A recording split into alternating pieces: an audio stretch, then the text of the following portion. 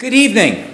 I'm Jack Needleman. I'm a professor and chair of the Department of Health Policy and Management at the UCLA Fielding School of Public Health. I want to welcome everybody to this evening's Paul Torrens Health Forum.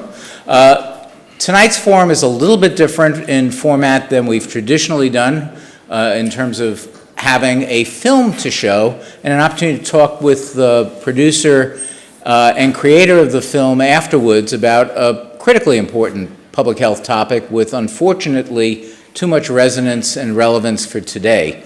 The film's producer and our discussant as we finish is Professor Barbara Burney from the City University of New York School of Public Health.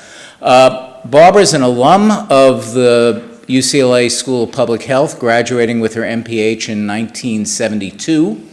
Her career in public health could be its own whole health forum in terms of the diversity of her experience. She left the school to become a sanitary and a frontline health worker with the LA County Department of Public Health, went from there to Washington, D.C. to be a policy analyst and budget analyst for the United Mine Workers Health and Retirement Trust Funds. That's the Taft-Hartley Trust that insures miners.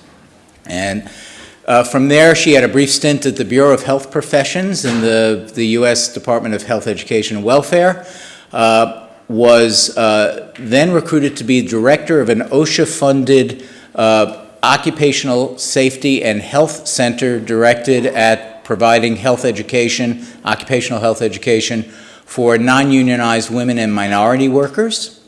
After that, she was a policy analyst and policy advocate for the Sierra Club of Maryland.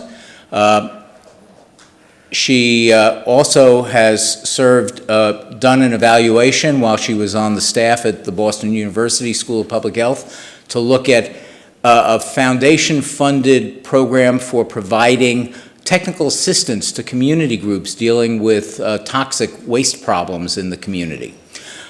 She served as a member of the White House, staff of the White House Advisory Committee on Human Radiation Experiments, was a staff person for the Environmental League of Massachusetts, where she was one of the folks responsible for getting some effort to create requirements for green schools and planning for green schools into the legislation in Massachusetts. In 2003, she completed her doctorate as a member of the Boston University Brandeis Pew Health Policy Program, was recruited to what was then the Hunter College School of Public Health, and which has since become the City University of New York School of Public Health. And while there, discovered both the power of documentary films and this very interesting topic, which, before we screen it, I'm going to invite her to say a few words about.